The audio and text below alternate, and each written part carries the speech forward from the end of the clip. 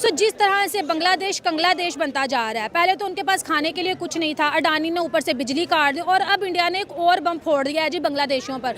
उन्होंने कहा कि हमारा 8,000 करोड़ जो हमने आपके देश में इन्वेस्टमेंट किया है जी, हमें वापस करो। तो क्या बांग्लादेश की इतनी औकात, इतनी वैल्यू है जो टके टके के लिए तरस रहे हैं, जो 1 बिलियन अडानी का नहीं दे सकते, वो इंडिया को 8,000 करोड़ वापस करेंगे? सो इसी पर पाकिस्तानियों की राय जानते हैं कि वो बांग्लादेशियों के बारे में क्या कहते हैं। लेकिन जिन फ्रेंड्स ने अभी तक हमारे यूट्यूब चैनल को सब्सक्राइब नहीं किया, सो प्लीज़ सब्सक्राइब करें, वीडियो को ज़्यादा से ज़्यादा लाइक एंड शेयर क्या करें। सो चलते हैं आवाम की तरफ। वो लोग जो अभी रोटी के लिए थोड़ा सा उनको स्ट्रगल करना पड़ रही है, जिनके पास रिसोर्सेज नहीं है, वो 8,000 करोड़ तो पाकिस्तान भी वापस नहीं कर सकता। इतना अडानी का 1 बिलियन ही दे रहे, इतना सरमाया तो हमारे पास नहीं है। लेकिन मुझे लगता है कि भाई बांग्लादेश जो है वो फुली अपने कदमों पे गिर गया है। अब आप लोगों को पता है कि आपके पास इतने वसाइल नहीं है, आपकी मईशत अच्छी नहीं जा रही है, आपकी इकोनॉमी डाउन है, आपका कंट्री डाउन है, और फिर आप इंडिया से पंगे ले रहे हो, आप उनका झंडा जला रहे हो, आप उनके तिरंगे को नीचे फेंक रहे हो, लोगों को मार रहे हो, डिफरेंट चीज़ें कर रहे हो। आपको ये बात शुबह ही नहीं देती। क्यों? क्योंकि आप भाई कर्जे में डूबे हुए हो, सर से लेके पाँव तक आप कर्जे में हो।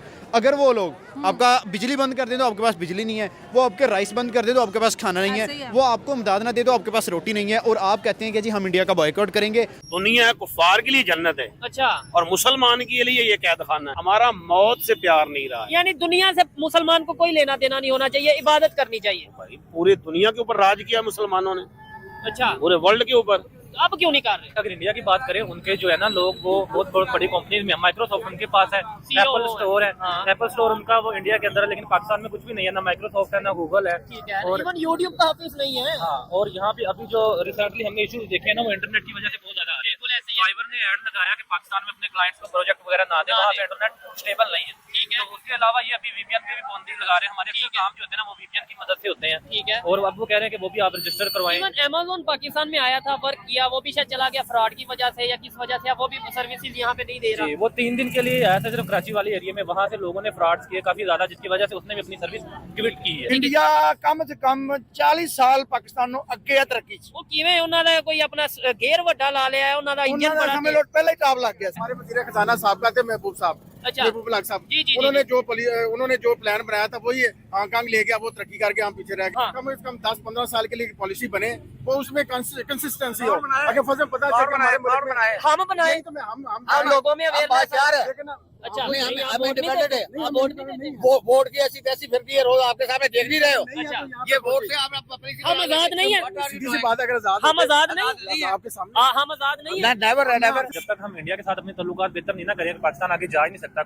हेलो दोस्तों, जैसा कि आपने हाईलाइट में देखा, 53 साल बाद पाकिस्तान सेना बांग्लादेश में एंट्री कर चुकी है। इस खबर को खलबली मचा दी। 1971 जिस पाकिस्तान की सेना पूर्व पाकिस्तान फतेह कर बांग्लादेश का निर्माण किया था, अब वही सेना इस देश की सिर पर अपने रुबातवाद करने की कोशिश कर रही है। बांग्लादेश की मौजूदा अंतरिम सरकार ने पाकिस्तान के साथ सैन्य और रणनीतिक संबंधों को बढ़ाने की दिशा में कदम बढ़ाया है, जिसमें भारत के लिए एक नई चुनौती खड़ी हो सकती है। पाक सेना की joint chief operation commissioner chairman general जाहिर शर्मिंदा मिर्जा ने नेतृत्व की विशेष टीम बांग्लादेश की सेना का प्रशिक्षण देने के लिए फरवरी 2025 में वहां पहुंचने वाली है। तो दोस्तों चलिए देखते हैं पाक मीडिया इस पर क्या रिएक्शन देता है और उनका क्या कहना है इस वीडियो के बारे में।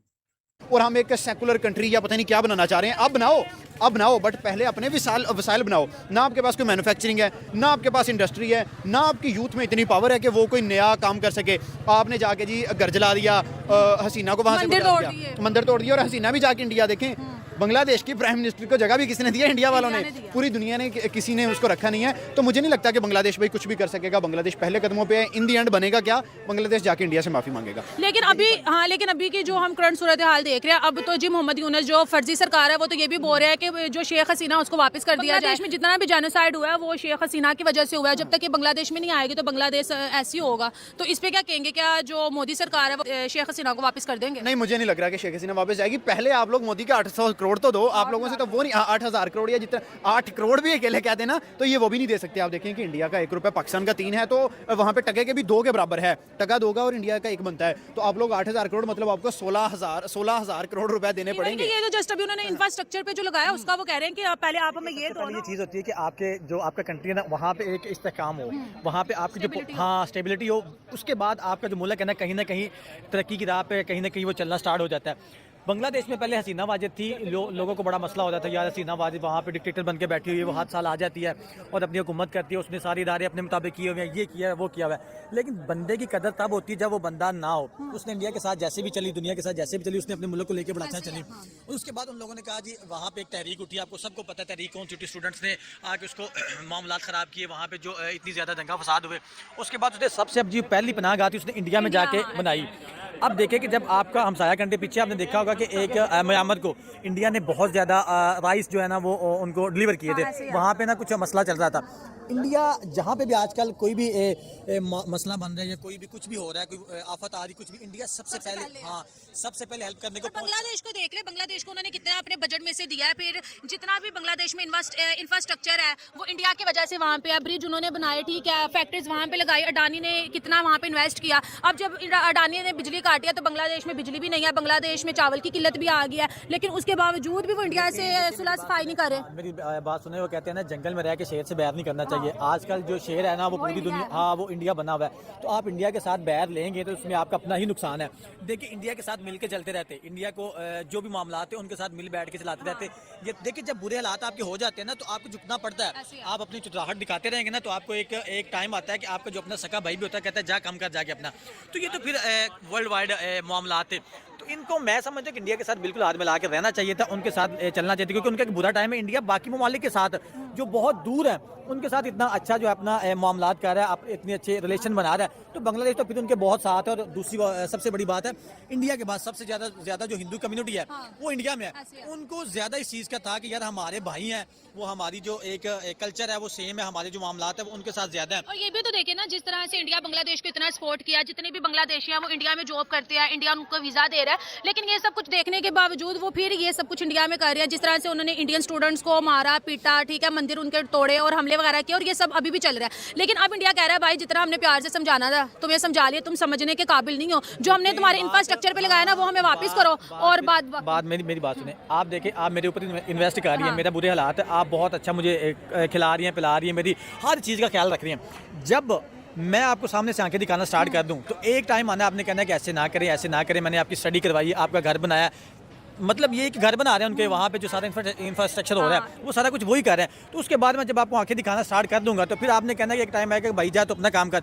ये वही चीज़ है, मैं बार बार वही बात कर रहा हूँ कि इस वक्त बांग्लादेश को इंडिया की सपोर्ट की बहुत ज़्यादा नीड है। वो इस चीज़ को समझे, पता नहीं क्यों नहीं समझे, शायद उनका जो नया वहाँ पे मोहम्मद यूनुस सब कुछ करवा रहा है, वो उनका बेड़ा गर्क कर रहा है। वो जो नया बंदा है उसको शायद हुकूमत चलाने का पता नहीं है, या जो हमसाया कंट्री है उनके साथ हाथ मिलाने के या उनके साथ मिल के चलने के शायद अभी एक्सपीरियंस नहीं हुआ, जिस वजह से वो इतने ज़्यादा हालात ख़राब कर रहा है। जैसे इंडिया उससे थोड़ा सा हाथ उठा लेता है, जैसे आपने कहा कि उन्होंने बिजली काट दी तो बांग्लादेश के पास कुछ नहीं रहेगा, और जो बाकी इन्वेस्टमेंट है वहाँ से जब उठा लेगा मजीद जो है इंडस्ट्री चलेगी तो वो उठा लेगा, तो उसके बाद उनके पास कुछ नहीं बचेगा। मैं तो बिल्कुल उनको एक बुरादाना मशवरा यही दूंगा, एडवाइस यही दूंगा कि भाई आपके बुरे हालात चल रहे हैं। अब देखिए पाकिस्तान के बुरे हालात चल रहे हैं ना, ये IMF को आंखें दिखाएगा, अमेरिका को आंखें दिखाएगा, तो क्या भूखे ही मर रहा है। अब देखिए उन्होंने कहा कि भाई आपके मुल्क में ये होना चाहिए, ये होना चाहिए, ये होना चाहिए, ये नहीं होना चाहिए, ये नहीं होना चाहिए। उन्होंने कहा कि लब बैक चल रहे हैं ना मामला, अब ये उनको आगे दिखाएगा तो काम खराब हो गया। ऐसे बांग्लादेश को चाहिए कि जहाँ से उनको माल मिल रहा है, जहाँ पे उनको खाने पीने की चीज़ें मिल रही है, जहाँ से सपोर्ट मिल रही है वो सपोर्ट ले, ना कि उनके आगे सामने से चौधरी बने या उनको आंखें दिखाए या उनको कोई भी। नाम मोहम्मद अजहर शौकत। क्या करते हैं सर? मुझे लगता है मौलाना हैं आप या किसी मतलब इस तरह का कुछ। मैं तबीब व हकीम हूँ। हकीम भी हैं, जबरदस्त। और मैं इमाम व खतीब भी हूँ। क्या बात है। मुझे पाकिस्तान की मौजूदा सूरत हाल के ऊपर 2 मिनट या 1 मिनट की अपनी राय दे दें जरा, क्या मुझे पता चले कि आपकी क्या सोच है पाकिस्तान को लेके और दुनिया को लेके, क्या सोच? बहुत बड़े दानश्वर थे, हाँ, वासफ अली वासफ रहमतुल्लाह अलैह, उनका एक कौल है, जो करता है अल्लाह करता है, और जो अल्लाह जो करता है बेहतर करता है। तो जो पाकिस्तान के साथ हो रहा है बेहतर है। हम अपना ताल्लुक अल्लाह के साथ कायम कर लेंगे ना, कि किसी किस्म की मुश्किल रहेगी नहीं। क्यों? हमारा अल्लाह के साथ ताल्लुक नहीं है, हमारा उसकी मखलूक के साथ वाबस्ता हो गया, लोगों के ऊपर भरोसा कर दिया है। तो कायनात में दुनिया में कोई ऐसा है ही नहीं अल्लाह के सिवा जो किसी को खुश कर सके। यानी इस टाइम जो पाकिस्तान की सूरत हाल है, इसका मतलब है अल्लाह यही ताला है, के। हाँ। यही है कि हमने दूसरों के ऊपर भरोसा शुरू कर दिया कि ये मेरे मसाइल हल करेगा, ये मेरा मसला हल करेगा, ये करेगा, ये करेगा। ठीक है। नहीं मौलाना साहब, मैं एक सवाल बस आपसे पूछना चाहूंगा। आपने बड़ी जो बात किया उसके ऊपर मैं एक बात करना चाहूंगा। क्या वजह है जितने भी इस्लामिक कंट्रीज है, मोस्टली कुछ कंट्रीज को छोड़ के, मोस्टली अफगानिस्तान, पाकिस्तान, बांग्लादेश, अगर बात कर ले हम सीरिया, अगर हम बात कर ले बहुत से कंट्रीज हैं, वहाँ पे ही क्यों इस तरह की कंडीशन है कि अफरा तफरी का माहौल है, स्टेबिलिटी नहीं है, जंग का माहौल है? क्या इस्लामिक कंट्री से अल्लाह खुश नहीं है? भाई कुरान पढ़ के देखे ना जी कि अल्लाह तबारक व तआला ने कुरान पाक का मजमून है मुबारका का कि कुफार आप कभी भी खुश नहीं हो सकते जब तक तुम उनके पूरे के पूरे इस्लाम को छोड़ के उनके पीछे ना चलना शुरू हो जाए। नहीं तो कुफार को खुश करने की बात ही नहीं हम तो कर रहे। मैं कह रहा हूँ हम क्यों नहीं खुश? कुफार को कि मैंने जिक्र ही नहीं किया। मैंने पहले इसका जवाब दिया, हमारा अल्लाह के साथ ताल्लुक ही मजबूत नहीं है। ठीक ये कोई महंगाई या अफरा तफरी ये फितने हल सिर्फ और सिर्फ अल्लाह और उसके नबी के इताअत में है। ठीक है, तो पाकिस्तान में तो फिर शरी कानून आना चाहिए, इस्लामिक कानून आना चाहिए, खिलाफत का कानून आना भाई चाहिए। ये मुल्क लिया किस लिए गया है? पाकिस्तान का मतलब क्या? हाँ, कलमे क्या के नाम मतलब पे। था? ला इलाहा ला इलाहा इल्लल्लाह निज़ाम रियासत होगा क्या? मोहम्मद रसूलुल्लाह। लेकिन वो है। आज तक 75 साल से हमने उस कायनात के मालिक को नौज़बिल्लाह माज़अल्लाह अपने आप को धोखा दिया, उसको नहीं दे सकते। अच्छा। तो हमें वो ढील देता जा रहा है। लेकिन अब ये वो भी शायद नाराज है हमसे। बेशक नाराज है। ये सारी अफरा तफरी, ये महंगाई का हिस्से भाग में अज़ाब मुसल्लत कर दिया जाता है। और जिनसे अलग हुए हम, मतलब इंडिया से, वो डेवलपमेंट, एजुकेशन, टेक्नोलॉजी में हमसे आगे चले गए। क्या उनसे अल्लाह नाराज नहीं? बात मुसलमान की कामयाबी अगर इस इंडिया हवाले से नॉन करेंगे मुस्लिम की ना, कामयाबी अगर इस हवाले से करेंगे ना, कुरान पाक में सारा बयान फरमाता है। अच्छा ये तो दुनिया है कुफार के लिए जन्नत है अच्छा, और मुसलमान के लिए ये कैद खाना है। क्या ध्यान है? ठीक है ना? तो लेकिन अल्लाह फरमाता है कि जो मेरे रास्ते पे चलेगा मैं सारी दुनिया की कायनात उसके हवाले कर दूंगा। मैं हूं ना, मैं इमाम जी, खतीब हूँ जी। या जो तबीब हूँ, ठीक है। तो मैं मुसल्ले के ऊपर क्या मेरी सोच होती है कि मेरा जो पीछे मुक्तदी खड़े होते हैं, किसी ना किसी को मैं ज़बा करूं। ये मुसलमान की सोच बन गई है। मतलब कि इससे हम जो माजरत के अल्लाह के ऊपर तवज्जो नहीं है। ये जो मौलाना साहब हैं, जो मुफ्ती साहब हैं, कोई ये भी जो है। भी है, मैं किसी का नाम नहीं ले रहा, यानी कि वो ईमानदार बैठे हुए हैं। अवाम को बेवकूफ बना रहे हैं। अवाम को नहीं बना रहे, अपने आप को नहीं, बना वैसे रहे हैं। अवाम को भी अल्लाह के धोखा ऊपर- दे। अल्लाह के ऊपर भरोसा नहीं रहा। ठीक है, और अवाम उनकी बातों में आ जाती है। अवाम कोई सियासतदान है, कोई खतीब है, कोई मौलाना साहब है, वजह सिर्फ और सिर्फ यही है कि हवस, लालच। ठीक है, जब हवस दुनिया में हमारा मौत से प्यार नहीं रहा। यानी दुनिया से मुसलमान को कोई लेना देना नहीं होना चाहिए, इबादत करनी चाहिए। भाई पूरी दुनिया के ऊपर राज किया मुसलमानों ने, अच्छा, पूरे वर्ल्ड के ऊपर। अब क्यों नहीं कर रहे? तो जब हमने वो रास्ता ही छोड़ दिया तो लेता ही पड़ने हमें कौन सा रास्ता? अल्लाह और उसके रसूल का। ठीक हो गया, चले। खैर, मौलाना साहब की अब बातें, जी जी जी जी, आप जब हजरत पूरी दुनिया के अंदर हाँ। अब सारे कोई भी मसलक वाला, मैं उसकी बात नहीं कर ठीक है, रहा, हाँ, अहले तशी हैं, अहले सुन्नत हैं, जितने भी जो मसलक जितने भी हैं, तो सारे हज़रत सीना इमाम महदी का इंतजार कर रहे हैं। अब उनका जो मिशन है वो इमाम हुसैन पाक वाला होगा मिशन। ठीक है, हुसैनियत या इमाम महदी क्यों इंतजार कर रहे हैं? अभी यहाँ अभी आ जाए ना, यहाँ पे हाँ। हज़रत सैयदना इमाम महदी रज़ियल्लाहु ताला अभी आ जाए। तो ये जो दुकानदार है ना, हाँ। क्योंकि उन्होंने हुसैनियत का पैगाम आम करना है, मुस्तफा जाले रहमत का पैगाम देना है इनको। अच्छा, ये यानी फराड आप ना कह रहे करो, हैं उसके धोखा ना बाद करो, फिर चोरी ना करो, हाँ। ये बदमाशियां ना करो। मैं जो बात करने लगा, अभी ये दुकानदार उठ के हम सब मिलके इमाम महदी को इधर लटका देंगे। नहीं, वो रसूलुल्लाह बात- माज़अल्लाह में नहीं, कह रहा हूं, नहीं, मैं ऐसी देखिए, इधर तो हम अल्लाह और उसके रसूल के रास्ते को छोड़ चुके हैं। अल्लाह और उसके रसूल के रास्ते को हमने छोड़ दिया, नॉन मुस्लिम ने पकड़ लिया, जो वो आगे निकल। आपने ये बोला ना, मेरी बात को समझिएगा, मौलाना साहब से मैंने क्वेश्चन किया, शायद उन्हें हंस गया या क्या मसला है, मुझे बताएं। आपने बोला कि पूरी दुनिया में मुसलमानों ने हुकूमत की, मैंने मान लिया। अब पूरी दुनिया में मुसलमान मुश्किल में हैं, जलील हो रहे हैं, वो ओवरऑल अगर मैं बात करूं, लेकिन नॉन मुस्लिम हुकूमत कर रहे हैं, तो क्या अब उन्होंने अल्लाह ताला के रास्ते को पकड़ लिया जो हमने छोड़ दिया, और वो आगे निकल के? हमारे मेरी बात, सारे असूल जो कुरान के हैं हाँ, उनके पास है। सच वो बोलते हैं, नॉन धोखा वो मुस्लिम। किसी को देते हैं, अच्छा, किसी के साथ फ्रॉड नहीं करते, ठीक है। अपने हमसायों का हकूक का ख्याल रखते हैं, ठीक है। छोटों के साथ शफकत मोहब्बत, बड़ों के साथ अदब करते हैं। ठीक ये है। सारे के सारे इस्लामी कवानीन थे, जो कुरान के मुस्तफा जारे रहमत सल्लल्लाहु अलैहि वसल्लम के कवानीन थे। हाँ। कौन मुसलमान, मैं हूँ, आप है, कौन करता तो है? ये नॉन मुस्लिम कर रहे हैं इस टाइम ऐसा? खसूसन अब देखे ना, पूरी दुनिया में जो सच बोलने वाली कौम है, हाँ। पहले नंबर पे जापानी है। ठीक हो गया, क्यों है? ठीक हो गया, लेकिन ये सब कुछ हम करके, इस्लाम के नाम पर मार्ग वजूद में आए हैं। हाँ, तो हम लेकिन हम कुछ ऐसा नहीं कर रहे। हम इसी वजह से ये मुल्क अफरा तफरी का शिकार है। और जब हमने अल्लाह और उसके रसूल का साथ जंग की हुई तो अल्लाह हमारी मदद कहाँ करेगा? आपने ये कहा जापान वाले सच बोल रहे हैं या ईमानदारी से काम कर रहे हैं, नॉन मुस्लिम सच बोल रहे हैं, हमसायों के साथ अच्छा सलूक कर रहे हैं, अच्छे अमाल कर रहे हैं दुनिया में, और मुसलमान जो हैं वो इस रास्ते से हट चुके हैं, लेकिन जन्नत में फिर भी कौन जाएगा? जिसका अल्लाह और उसके रसूल पर ईमान होगा वो जन्नत में नहीं, मुस्लिम या नॉन मुस्लिम?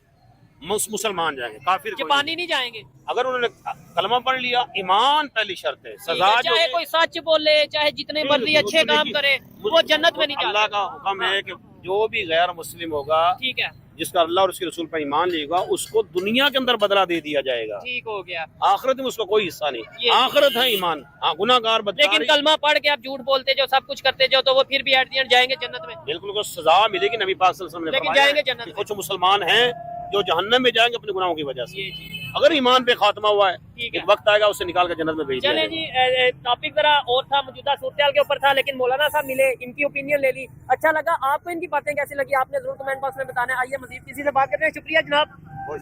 अस्सलाम वालेकुम। वालेकुम सलाम। कैसे हैं अंकल जी आप? शुक्र अल्हम्दुलिल्लाह। क्या करते हैं?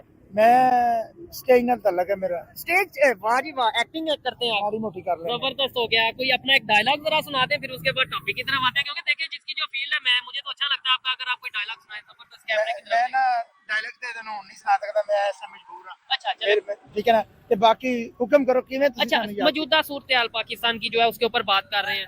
पाकिस्तान दोस्तों जैसा कि आपने वीडियो में देखा, पहले चरण में यह ट्रेनिंग मेमन शाह की इख्तियार में ट्रेनिंग कमांडेंट एडीएस मुख्य लेके होगी। कार्यक्रम यह एक साल चलेगा। इसके बाद बांग्लादेश का भी 10 सैन्य कमांडो के पाकिस्तान सेना परिषद कर देगी। जनरल मेजर के नवंबर में बांग्लादेश के प्रस्ताव भेजा था, जिसे बांग्लादेश आर्मी चीफ जनरल वकार वाजुज्जमान ने स्वीकार कर लिया था। यह घटनाक्रम खासतौर पर शेख हसीना की सरकार के बाद बदले हुए हालात को उजागर करते हैं। और जब अंतरिम सरकार पाकिस्तान के साथ रिश्ते मजबूत करने की कवायद तेज कर देते थे, तो फरवरी 2025 में कराची पोर्ट पाकिस्तान की नौसेना के साथ बांग्लादेश की एक युद्ध अभ्यास अमन 2025 का होने वाला था। ये अभ्यास हर 2 साल में आयोजित होता है, लेकिन बांग्लादेश पिछले 15 साल से इससे दूर रहा। शेख हसीना ने शासनकाल में पाक के साथ किसी भी अन्य सैन्य अभ्यास को रोक लगा दी थी। अब पाकिस्तान परिस्थिति बदल चुकी। बांग्लादेश की अंतरिम सरकार ने केवल इस अभ्यास में शामिल होने के लिए सहमति दी, बल्कि बंगाल की खाड़ी पाक के नौसेना के साथ साझा अभ्यास की तैयारी कर रही है। शेख हसीना की सरकार के दौरान बांग्लादेश ने पाकिस्तान के साथ अपने संबंधों को सीमित